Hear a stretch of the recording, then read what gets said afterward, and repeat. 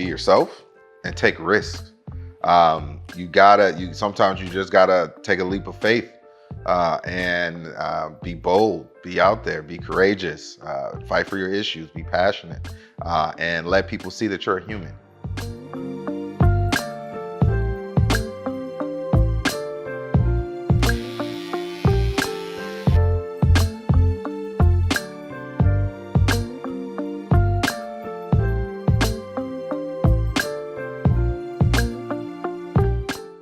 What's going on, Joshua? How you been, man? Good, Eric, man. Thank you for inviting me. I'm sorry, it took a little bit of haranguing to get me over here, but I'm glad we got it done, man. So thank you for inviting me. I like what you're doing with the organization, showcasing all these young leaders around the country that are just trying to do something and change the way all this stuff is done. So I appreciate you giving us a platform or a venue to speak out on. So you recently got elected as the first African-American city commissioner of Coral Springs, and you also like the youngest, one of the youngest as well. Yeah. Tell me about that experience with running, with being at that age, and also, the obstacles that you faced. Well, it's so funny. I'm 31 now. When I started, I was 29.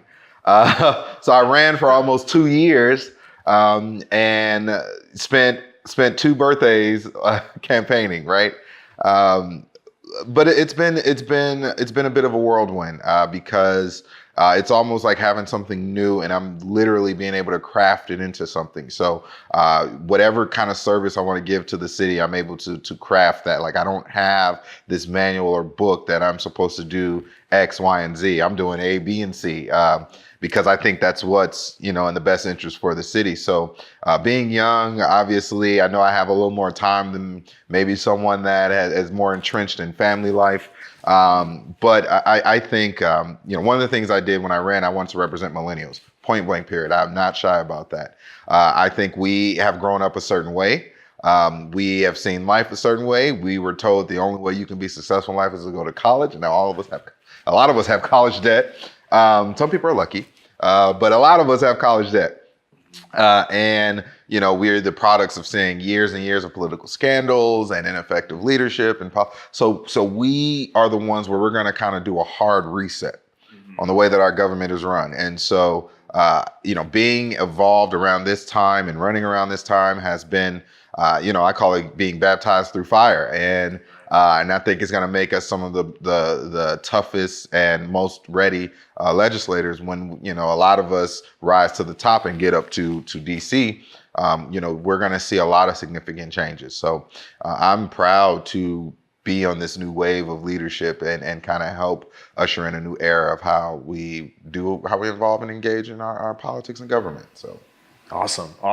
And I do want to mention something. I know like everything going around in the political climate right now is like, the elected officials, they come around only in election time. They come around like when it's only an issue that they care about and they want to hear from. But what do you have to say about that? Like, what is your... Well, times are changing, right? And I feel like, if you aren't engaging on social media, if you aren't keeping up a consistent social media life, then it's going to be like you don't exist anymore. And it will look like you're not doing what you have to do.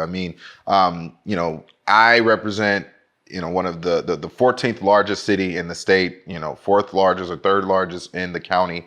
So we have 130,000 residents. So it would be very difficult to speak to everyone, but through having an active social media profile, always posting videos from commission meetings or just kind of random check-ins, different things like that kind of helps you stay connected with those residents. And that way, if you keep a steady stream of that when it's time for you to run for re-election or anything like that, it won't seem like you disappeared, right? You've been there. So I think, it makes it easier for politicians to stay connected, but there will always be people that will be like, oh, I haven't seen you and I haven't heard from you, and that's okay. It happens. You can't touch everyone, but you do your best. So. Awesome. And what advice would you give to next generation of leaders that want to pursue political office or, get involved in their community, take on leadership roles? What would you say to them? I would say be yourself and take risks. Sometimes you just gotta take a leap of faith and be bold, be out there, be courageous, fight for your issues, be passionate, and let people see that you're a human. I think too often, one of the reasons why millennials are the products of all the political scandals is because these elected officials are made out to not be human, but we all are, right? We all, put our pants leg on one at a time. And I think when residents and voters and just the general population see that you're a human being, they can connect with you more, right? Being vulnerable to them is not a weakness. I think that's an endearing trait. And so I would say just, be yourself, man. Go out there, fight hard. Don't change. Don't try to fit into a mold. Be exactly who you are, and the voters will love you. Awesome. Awesome. Thank you so much for Thank that you for advice. having me And today, man. keep up the great work that you're doing on the Coral Springs City Commission. Thank you, Eric. Appreciate it, man. Yeah. And thank you for having me at a barbershop, man. I grew up in a barbershop. My dad was a barber.